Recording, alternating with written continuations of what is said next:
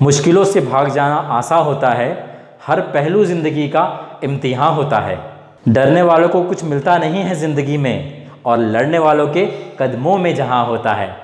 Hello students, मैं सतीश तिवारी आपका स्वागत करता हूं। चलिए आज हम देखने वाले हैं पार्शियल डिफरेंशियल इक्वेशन में how to solve Lagrange's form. Okay, और यहाँ पे जो हम एग्जांपल देखने वाले हैं स्पेसिफिकली उसमें मैं ग्रुपिंग से एक सॉल्यूशन फाइंड आउट करूंगा, और जो दूसरा सॉल्यूशन है उसको हम मेथड ऑफ मल्टीप्लायर से निकालेंगे। इसके पहले भी मैंने वीडियोस दिए हैं, उसके अंदर मैंने सिर्फ exclusive method of grouping use किया हुआ है, एक्सक्लूसिव मैंने मेथड ऑफ मल्टीप्लायर भी यूज़ करके सॉल्यूशन निकाले हैं, और एक ऐसा भी हमने एग्जांपल देखे जहाँ पे पहले सॉल्यूशन का यूज़ करके फिर हमने सेकंड सॉल्यूशन निकाला है। और यहाँ पे हम देखेंगे एक सॉल्यूशन हम ग्रुपिंग से निकालेंगे और दूसरा सॉल्यूशन फिर हम मल्टीप्लायर से निकालेंगे। अब देखिए, आपको जो प्रॉब्लम होता है लैग्रेंज फॉर्म का अच्छे से ऑब्जर्व करना होता है कि वो किस मेथड में फिट होता है। अब ये चीज़ें आपको प्रैक्टिस से आएगी, because practice makes man's perfect and as well as the women's perfect. Okay, दोनों को परफेक्ट करता है, तो आप दोनों को प्रैक्टिस करनी पड़ेगी, और because mathematics without practice possible ही नहीं है। So let's start our lecture.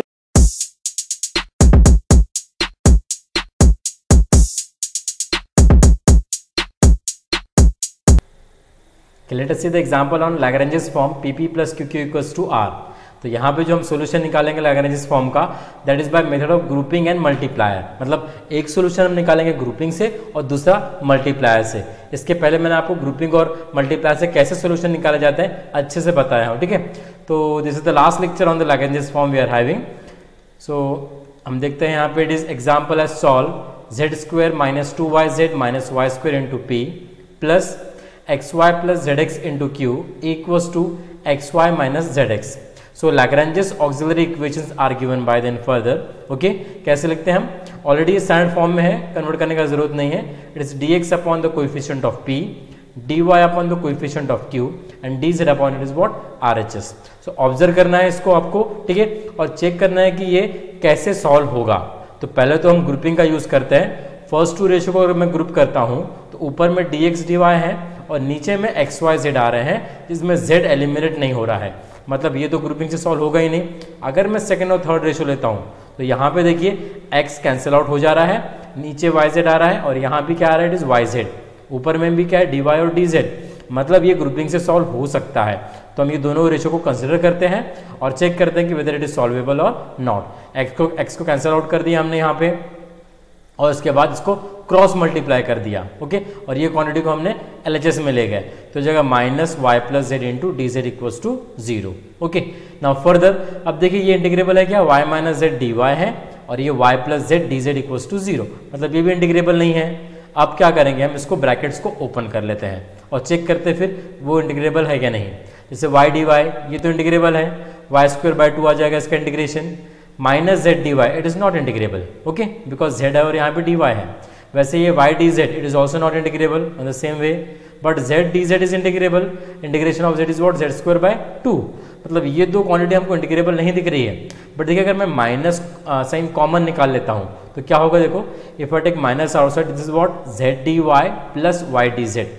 अब ये इंटीग्रेबल फॉर्म में है। ओके, जैसे आपको पता है product rule of differentiation already मैंने आपको बताया हूँ, क्या है वो चीज़? Okay, that we are having as here product rule for the differentiation. It is a differential of it is what? xy. मैंने बताया that is what? x dy, okay, plus what is it? y dx.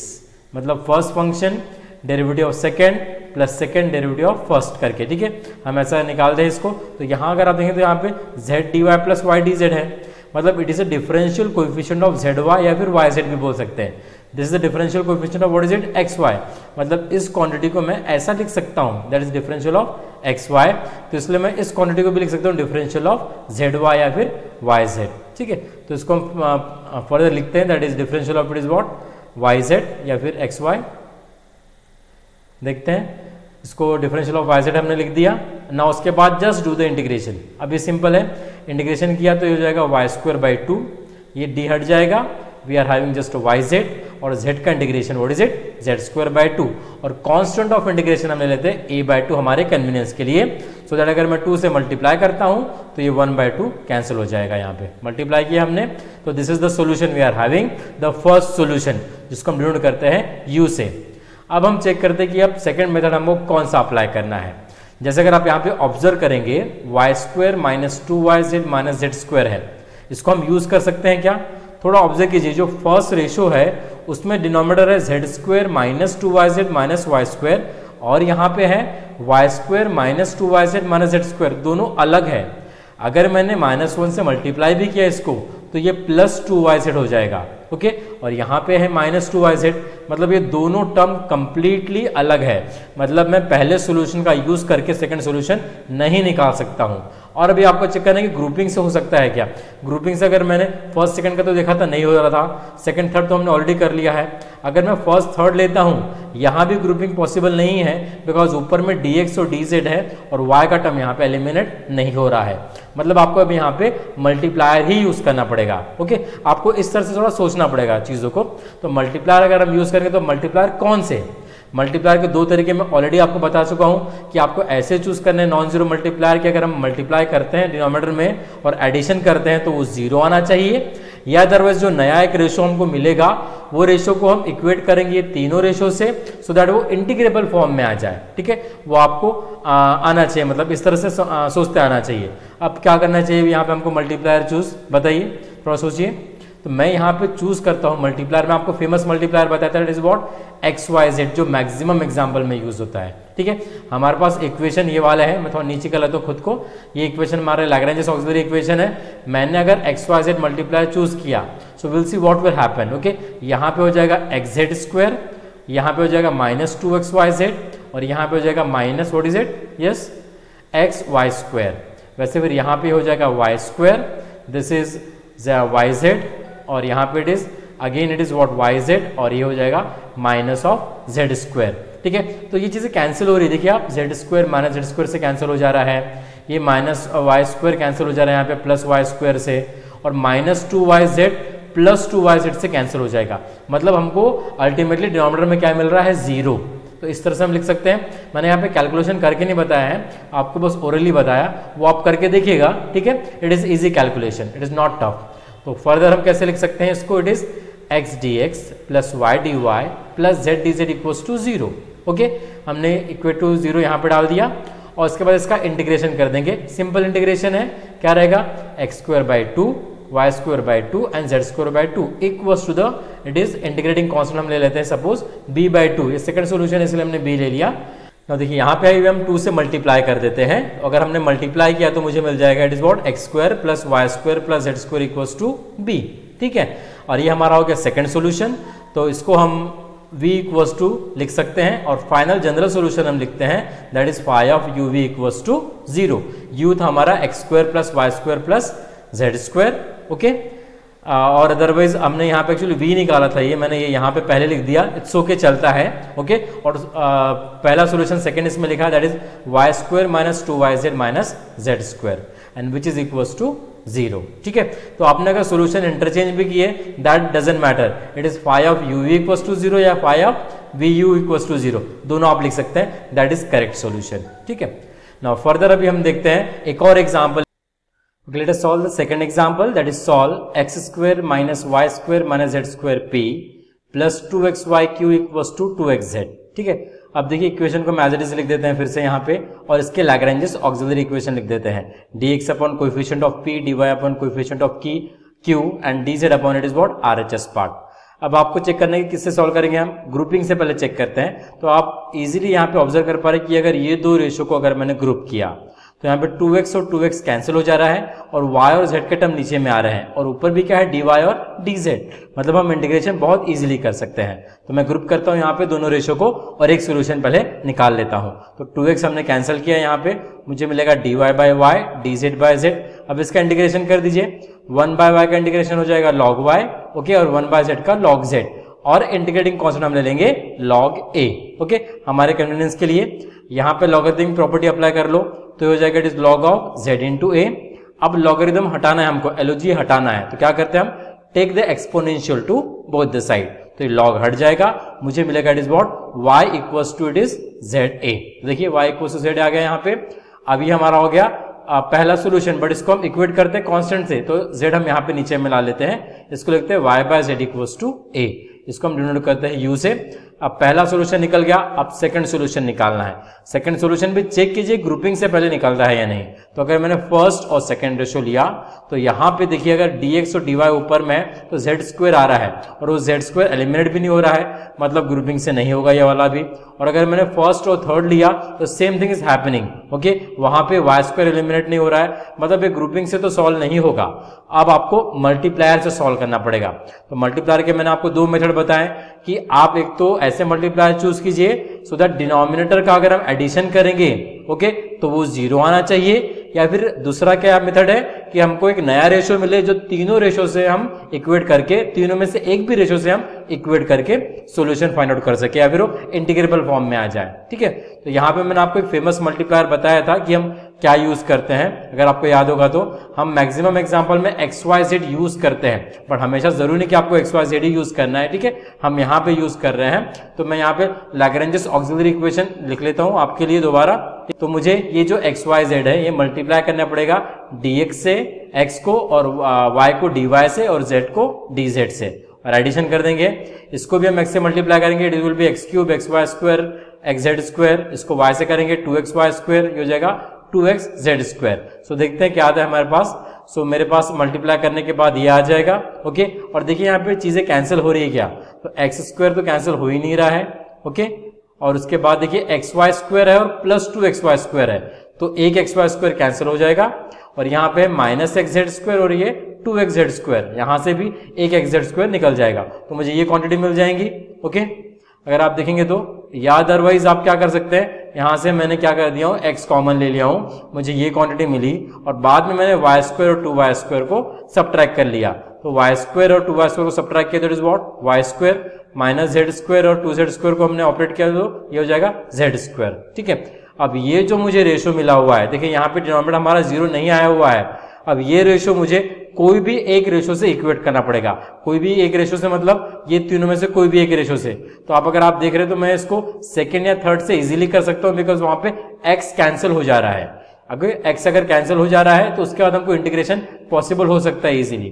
तो मैं यहाँ पे suppose third ratio के साथ equate करता हूँ, आप सेकंड के साथ भी कर सकते हैं, ठीक है, दैट इज ऑल्सो करेक्ट। तो मैं यहाँ पे थर्ड के साथ यहाँ पे इसको करता हूँ लास्ट रेशो के साथ, तो मुझे क्या मिलेगा, ये ratio equals to the last ratio, जहां पे x कैंसिल आउट हो जा रहा है। अब x कैंसिल आउट होने के बाद मुझे कैसा मिलने वाला है, ओके, इस टाइप का रेशो। अब उसमें देखिए अगर आप देखेंगे dz/z यहाँ पे है, इसका इंटीग्रेशन पॉसिबल है, दैट इज log z। अब यहाँ पे देखिए इसका इंटीग्रेशन हम कैसे करेंगे, ऑब्जर्व कीजिए डिनोमिनेटर में जो फंक्शन है उसका डेरिवेटिव ऊपर में है या नहीं चेक कीजिए। x² का डेरिवेटिव क्या होता है, 2x और बाद में dx, यहाँ पे 2 नहीं है बट x dx है। वैसे y² का डेरिवेटिव होता है 2y dy, तो 2 नहीं है अगेन। z² का डेरिवेटिव होता है 2z dz, तो 2 से हम मल्टीप्लाई कर देते हैं और यहाँ का 2 ये कैंसिल हो जाएगा फिर मल्टीप्लिकेशन के बाद। ठीक है, तो 2 से मल्टीप्लाई कर दिया और बाद में dz/z को हमने लेफ्ट में ले लिया, dz/z लेफ्ट में ले तो -dz/z। अब देखिए इसका डेरिवेटिव ऊपर में प्रेजेंट है, x² का 2x dx, y² का 2y dy, z² का 2z dz। सो हम यहाँ पे अब इंटीग्रेट कर सकते हैं, because by using the one integration property, अगर डेरिवेटिव ऊपर में तो वो होता है लॉग ऑफ डिनोमिनेटर, ऑलरेडी हमने देखे हुए इस एग्जांपल, ओके। और ये भी सेम यहाँ पे z का डेरिवेटिव dz ऊपर में तो हो जाएगा log z, और इंटीग्रेटिंग कांस्टेंट भी हम फिर लॉगरिथम के टर्म में ही लेते हैं, okay. Suppose that will take as a log b। So after integrating we get this quantity, मैं थोड़ा ऊपर ले लेता हूँ खुद को, तो ये हो जाएगा log of this quantity minus log z, log b ले लिया हमने यहाँ पे, लॉगरिथम प्रॉपर्टी अप्लाई कीजिए यहाँ पे, ओके। ये हो जाएगा log of a minus log b apply किया तो log ऑफ हम लिख सकते हैं it is what, x² plus y² plus z² by it is z equals to it is log b। log हटाने के लिए हम एक्सपोनेंशियल ले लेंगे तो मुझे आंसर मिल जाएगा यहाँ पे, और ये हमारा सेकंड सॉल्यूशन रहेगा, ओके। इसे हम डिनोट करते हैं v से। अब लिखते हैं general solution, that is given by phi of uv equals to 0। This is u, that is y by z, और this is what we are having the v which is equals to 0, okay. यहाँ पे हमने ये solution का भी use नहीं कर सकते थे, इसलिए हमने फिर मेथड ऑफ मल्टीप्लायर का ही यूज करके यहाँ पे इस एग्जाम्पल को सॉल्व किया हुआ है। ठीक है, ऐसा एक और एग्जाम्पल मैंने थर्ड एग्जाम्पल लिया हूं, आपको ये तीनों एग्जाम्पल आप देखिए तो आपको पूरा मेथड क्लियर हो जाएगा। एक्चुअली क्या होता है कि लैग्रेंजेस ऑक्सिलरी इक्वेशन हम जब सॉल्व करते हैं तो वो तुरंत क्लिक नहीं होते कि हमको कैसे सॉल्व करने चाहिए, वो प्रैक्टिस से ही आते हैं, ओके। तो हम देखते हैं नेक्स्ट एग्जाम्पल, यहाँ पे एग्जाम्पल नंबर 3, इसको थोड़ा सा फास्ट ले लेंगे हम, ओके। तो इक्वेशन दिया हुआ है ऑलरेडी स्टैंडर्ड फॉर्म में, इक्वेशन को लिखा, इसके लैग्रेंजेस ऑक्सिलरी इक्वेशन हमने लिख दिए। अब चेक करते हैं कि ग्रुपिंग से सॉल्व होता है क्या। अब हम देखेंगे देखो dx और dy है और नीचे भी xy दिख रहे हैं टर्म, मतलब ग्रुपिंग से सॉल्व हो सकता है। ओके ये वाला, बट अगर मैं फर्स्ट और थर्ड लेता हूं तो ये तो नहीं होगा, बिकॉज यहाँ पे y क्यूब का टर्म आ रहा है जो कैंसिल आउट नहीं हो रहा है। और अगर मैं सेकेंड और थर्ड लेता हूँ dy dz है, तो यहाँ पे भी देखिए x क्यूब का टर्म आ रहा है जो कैंसिल नहीं हो रहा है, इसमें ग्रुपिंग से सॉल्व कर सकते हैं। बट इसके पहले कि मैं मल्टीप्लायर से सोल्यूशन इजीली निकाल सकता हूं, यहाँ पे उसको निकाल लेते हैं, फिर इसको लेके हम ग्रुपिंग से सॉल्व करने वाले हैं। ठीक है, तो यहाँ पे आप ऑब्जर्व कीजिए मल्टीप्लायर क्या आ सकते हैं। यहाँ पे देखिए x का टर्म यहाँ दिख रहा है, x का टर्म यहाँ दिख रहा है। ठीक है, तो इसको मैं x से डिवाइड कर सकता हूँ, मतलब 1/x ले सकता हूँ। वैसे फिर ये y का टर्म यहाँ भी दिख रहा है, y से इसको डिवाइड करते 1/1 मल्टीप्लायर लेते हैं। यहाँ पे 9z है तो मैं मल्टीप्लायर लेता हूँ 1/3z और चेक करता हूँ कि फिर 0 आता है या नहीं। ओके, डिनोमिनेटर में तो मैंने ये 3 मल्टीप्लायर लिए, तो 1/x आप यहाँ मल्टीप्लाई कीजिए, dy के साथ 1/y कीजिए और 1/3z dz के साथ कीजिए। वैसे फिर यहाँ मल्टीप्लाई कर देंगे 1/x से, x कैंसिल हो रहा है, यहाँ पे y कैंसिल हो जाएगा 1/y से मल्टीप्लाई किया तो, और यहाँ पे 1/3z से मल्टीप्लाई कीजिए। ठीक है, और वो करते हम तो आपको 0 आता है। ओके, आप ओपन कीजिएगा ब्रैकेट, करके देखिएगा कैलकुलेशन में वो 0 आता है। ठीक है, यहाँ पे मैंने कैलकुलेशन ऑलरेडी कर लिया हूं, हम थोड़ा फास्ट देखते हैं इस मेथड को, तो इसको हम लिख सकते हैं it is what dx/x plus dy by y plus dz/3z।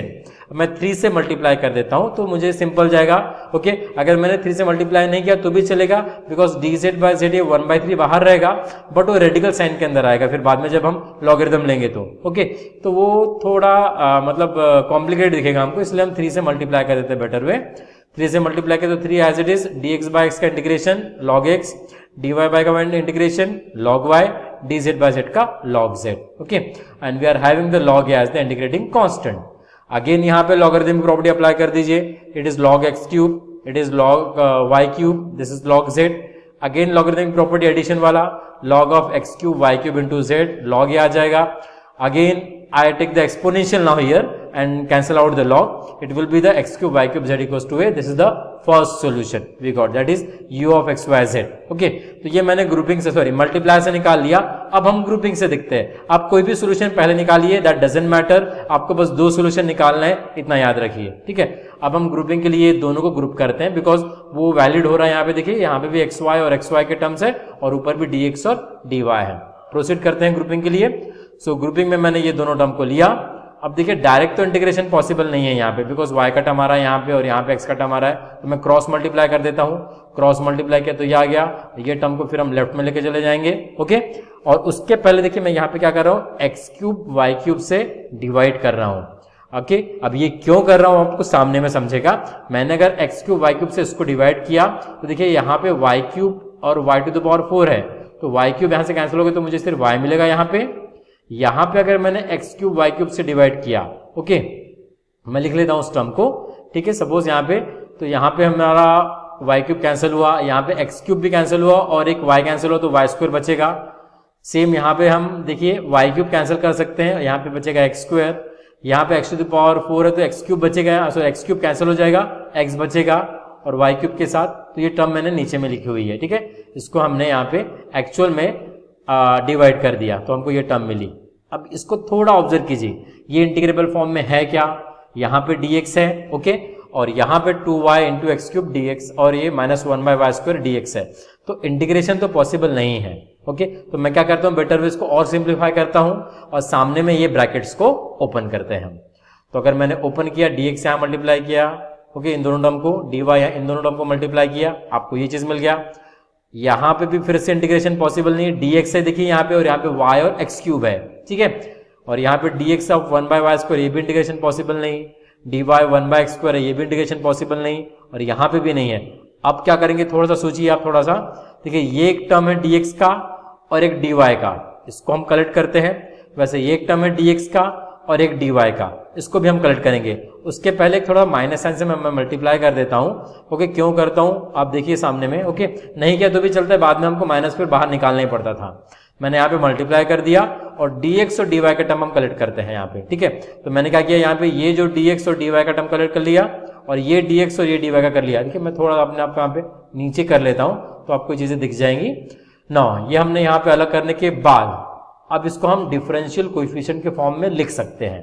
कैसे लिख सकते हैं? अब देखिए यहाँ पे प्लस आ रहा है बीच में, इसका मतलब हम क्वोशिएंट रूल तो अप्लाई नहीं कर सकते हैं। वैसे यहाँ भी प्लस आ रहा है तो हम क्वोशिएंट रूल अप्लाई नहीं कर सकते हैं, तो हम यहाँ पे डिफरेंशिएशन का प्रोडक्ट रूल अप्लाई करेंगे। ओके, अब वो कौन सा अप्लाई करेंगे? देखिए यहाँ पे हमको क्या दिख रहा है, it is what 1/x³। Okay, इस क्वांटिटी को देखो मैं ऐसा लिख सकता हूं, डिफरेंशियल ऑफ y/x²। अब कैसे? देखो यहाँ पे मैं y फर्स्ट फंक्शन लेता हूं, 1/x² सेकंड फंक्शन लेता हूं, ठीक है। तो अगर मैं प्रोडक्ट रूल अप्लाई करूंगा तो फर्स्ट फंक्शन क्या हो गया y, और डेरिवेटिव ऑफ 1/x² वो क्या हो जाएगा -2/x³ इट इज dx। अब ये कैसे आता है? देखो डेरिवेटिव आपको अगर पता होगा फॉर्मूला, वो फॉर्मूला ही हम यहां पे यूज कर रहे हैं, दैट इज डेरिवेटिव ऑफ, हम निकाल रहे हैं यहां पे क्या बताइए, 1/x², ठीक है, ये हम निकाल रहे हैं। तो इसको हम ऐसे लिख सकते हैं, it is what ddx of x to the power -2, ठीक है। ये हो जाएगा it is what -2x to the power -2 -1, मतलब -2x to the power -3। Is it okay? तो ये हो जाएगा it is nothing but -2/x³। तो ये इसका डिफरेंशिएशन जो मैंने अभी लिखा था, ठीक है, आपको बताया। So derivative of 1/x² is what -2/x³, यहां पे आया, और बाद में x का dx हमने लिखा। तो सामने में देखते हैं अभी यहां पे so first function derivative of 1/x² is -2/x³ dx, plus बाद में क्या करेंगे हम, second function as it is 1/x², first का डेरिवेटिव दैट इज dy। तो प्रोडक्ट रूल लगाया आपने। सेकंड में भी हम सेम वे से प्रोडक्ट रूल लगा रहे हैं, first function x, derivative of 1/y² is -1/y³ dy, then plus x का डेरिवेटिव dx और 1/y² as it is. Okay, तो ये थोड़ा सा आपको प्रैक्टिस करना पड़ेगा, इस एग्जांपल का थोड़ा कॉम्प्लिकेटेड है, तो लगता है इसको अगर आपका हैबिट जो मतलब आपके प्रैक्टिस के अंदर आ जाएगा तो एकदम सिंपल लगेगा। Now just do the integration, this differential operator get cancel, हमको सोल्यूशन आ जाएगा y/x² plus x/y² equals to b। Cross multiply भी आप कर सकते हैं, इसको क्रॉस मल्टीप्लाई किया तो ये सोल्यूशन, और इसको हमने नोट कर दिया यहाँ पे second solution that is v से। और अभी हम यहाँ पे कंप्लीट सोल्यूशन लिख दे रहे हैं। Complete solution we are having what it is phi of uv equals to 0, ये u और v equals to it is 0। This is all about the Lagrange's auxiliary equation. मैंने यहाँ पे लेक्चर वाइज सीरीज डाली है, लेक्चर 1 2 3 4 5, ताकि आपको Lagrange's form अच्छे से समझ में आ जाए। ओके, तो आप पूरे वीडियोस अच्छे से देखिए, तो आपको इसमें बिल्कुल भी दिक्कत नहीं रहेगा। ओके, यहाँ पे कुछ एग्जाम्पल अभी मैंने दिए हुए हैं एक्सरसाइज के लिए, ये एग्जाम्पल आप देख सकते हैं बिल्कुल, ठीक है। और इसको नोट कीजिए, जहां पे एक सोल्यूशन आपको निकालना है ग्रुपिंग से, और दूसरा सोल्यूशन फिर आपको मल्टीप्लायर मेथड का यूज करके निकालना है। ये 3 एग्जांपल है, आप प्रैक्टिस कर लीजिएगा, सफिशिएंट है फिर। Okay, and now at last I say it is what, thank you very much for watching the video, okay, and sharing the time with me, and I will say that please like the video and share this video with your friends, okay, if you get something from it, and please do subscribe the channel. And one more thing, that I have just given you the playlist for it is partial differential equation, उसके कुछ relevant video अगर आपको चाहिए Lagrange form के या फिर बाकी भी, तो आपको यहाँ से मिल जाएंगे। और कुछ रिलेवेंट वीडियो अगर आपको जो लगते हैं वो भी मैंने कुछ वीडियोस यहाँ पे दिए हुए हैं, अगर आपको जरूरत हो आप उसमें जरूर देखिए, उस वीडियो को आप देख सकते हैं। Okay, and please do subscribe the channel clicking over this link.